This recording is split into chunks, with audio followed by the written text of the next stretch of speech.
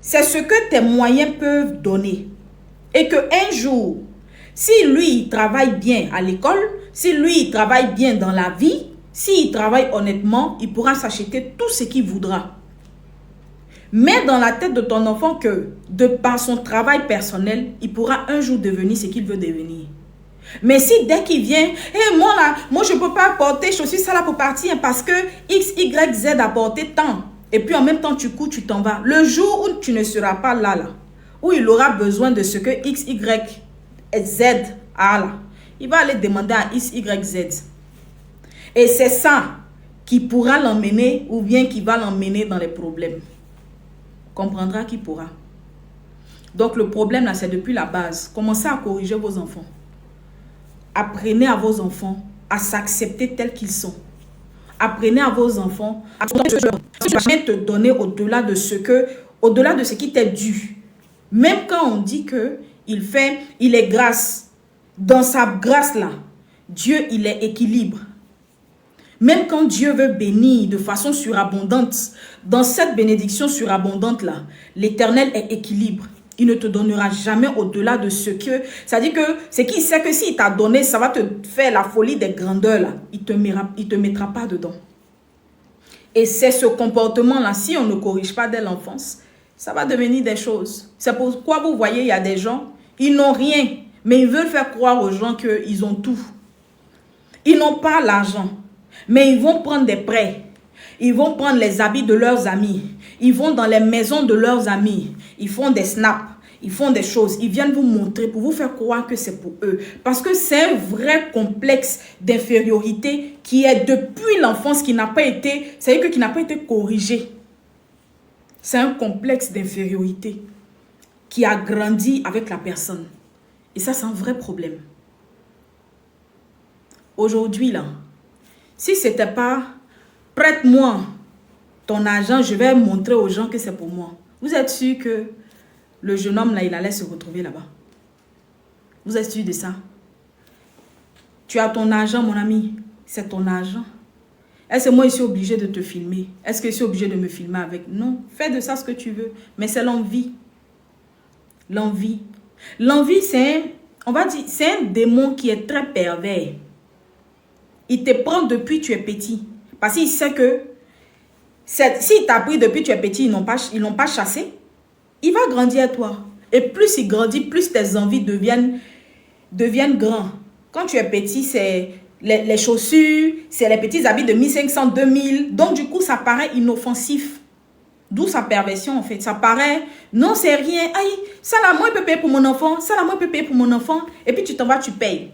Oh, la voisine a fait, elle payait tant. Et puis plus tu grandis, ça devient maquillage. Après, ça devient perruque. Après, ça devient les habits de marque. Après, ça devient mon ami à payer voiture.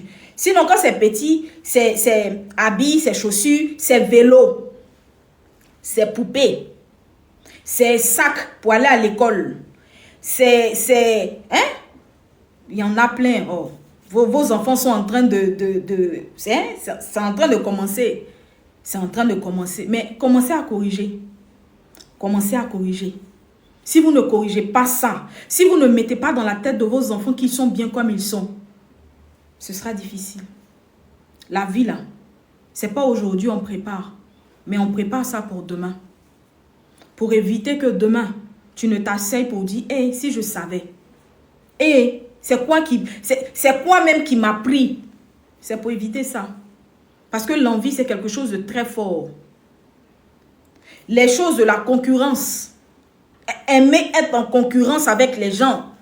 Ah non, il faut que je... Ça aussi. Parce que c'est l'un des dérivés de l'envie. Tu as envie d'être mieux ou bien tu as envie de ressembler à ou bien tu as envie... La concurrence là. Ah, pourquoi ma copine là? Son gars là est joli, hein? Il me le faut. Hein? C'est ça, non? C'est l'une des dérivés. C'est l'une des dérivés. Et dans son bon là, il vient avec la jalousie. Il y en a, comme ils ne peuvent pas, ils ont essayé, ils ne peuvent pas. Ils ont essayé de prendre, c'est-à-dire ils ont essayé de copier, ils ne peuvent pas. Ils ont essayé de prendre, ils ne peuvent pas. Maintenant, ils tuent. Et puis, ils arrachent. Ah oui. C'est pour ça que je vous dis que l'esprit qui est derrière l'envie, il est pervers. Parce qu'il vient avec un bruit. Et puis ils sont cachés. Tu ne les vois pas. Et chacun se manifeste au moment opportun. Chacun a son degré. Et c'est ça. C'est pour ça que les enfants là, surtout aujourd'hui là, c'est pas prendre en même temps le téléphone, donner à son enfant, prendre ci, donner à son enfant, prendre ça, donner à son enfant. Non. Faites beaucoup attention. Parce que les enfants que vous avez aujourd'hui là, ce sont eux là qui seront les générations de demain. Ceux qui vont nous remplacer quand on sera vieux là, c'est eux là. Donc on laisse quel type de société ou quel type de génération à nos enfants? On veut leur apprendre quoi? C'est ça. Il y a beaucoup de personnes aujourd'hui là qui sont même dans leur entourage. Ils sont beaucoup jalousés. Ils ont une amie, un ami. Hein? Il y a la jalousie. Tout ce que tu fais là, la personne, ça dit si la personne ne peut pas faire comme toi, la personne fait tout pour gâter. Et puis on est assis. On est là. Parce que la personne n'est pas sorcière. Donc du coup, c'est manifesté de façon physique. Et ça, c'est un vrai problème. Ne regardons pas ce qu'on voit aujourd'hui, mais regardons depuis l'origine. Ça vient d'où? L'envie. Si toi, ta camarade a Range Rover, si toi, tu ne prends pas Range Rover là pour faire croire que c'est pour toi, est-ce que les gens de la police économique vont tomber sur toi pour dire non, que où tu as payé? Et puis, tu seras obligé de dire que c'est ma camarade. Et puis, ta camarade, même peut-être que ta camarade même vend pour payer ça. Et puis, maintenant, vous tous là, on vous prend, on vous fout au niouf. Si tu avais vu, et puis tu dis, oh, gloire à Dieu pour ça, Seigneur, je sais qu'un jour aussi, selon ce que tu as prévu pour moi, tu me feras grâce. Point. Et puis tu avances. Ça fait quoi? C'est pourquoi c'est important de se promener avec les 10 commandements de Dieu dans sa poche. Dès que tu vois qu'il y a un sentiment qui est bizarre, il faut faire sortir, il faut lire. C'est quel numéro? La Bible dit quoi? Ah, ok, je n'ai pas le droit de porter en vie. Oh, ok, d'accord. Ok, donc du coup, Seigneur, pardon, aide-moi, il faut enlever ça dans mon cœur. Et puis on avance. C'est tout. Il faut te contenter de ce que Dieu te donne. Et pour les personnes, et ça je le dis, pour ceux qui veulent se lancer sur les réseaux, comprenez quelque chose. J'ai dit une fois dans une vidéo sur Facebook, vous savez, il y a des gens qui sont prédestinés à venir sur les réseaux parce qu'ils ont un aura. Mais tu peux être prédestiné à venir sur les réseaux sociaux, mais autant que Dieu voudra, comme on dit, ta gloire sera resplendissante. Parce que comprenez quelque chose, quand une étoile naît là, tout de suite là, elle scintille pas. Tout de suite là, l'étoile n'est pas brillante. C'est à force de maturité. C'est pareil comme la lune. Quand la lune sort là, ça sort d'abord, le croissant lunaire là, ça sort comme ça. Et puis un peu, l'ombre là, jusqu'à ce que ça devienne rond. Et puis on appelle ça la pleine lune.